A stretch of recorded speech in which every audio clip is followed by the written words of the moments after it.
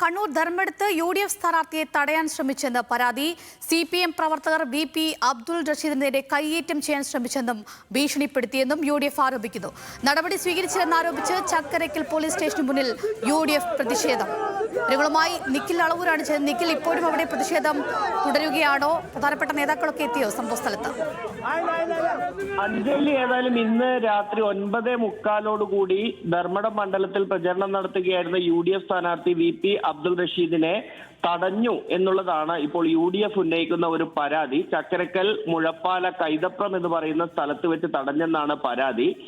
ഇതിന്റെ ഭാഗമായി പുറത്തു ഒരു ഇരുചക്ര വാഹനത്തിൽ സഞ്ചരിക്കുന്ന ഒരാളുമായി ഈ UDFന്റെ സ്ഥാനാർത്ഥി അബ്ദുൾ റഷീദും ഒപ്പം തന്നെ കോൺഗ്രസ് പ്രവർത്തകരും തർക്കിക്കുന്നതും വാക്കേറ്റത്തിൽ ഏർപ്പെടുന്നതുമായ ദൃശ്യമാണ് ഇപ്പോൾ പുറത്തു വന്നിട്ടുള്ളത്. അതിൽ കൂടുതൽ എന്താണ് സംഭവിച്ചത് എന്ന കാര്യത്തിൽ പോലീസ് അന്വേഷിച്ചാണ് വ്യക്തത വരുത്തേണ്ടത്. ഈ ഒരു സംഘർഷാവസ്ഥ രൂപപ്പെട്ടതിനെ തുടർന്ന് പോലീസ് സ്ഥലത്തെത്തിയിരുന്നു.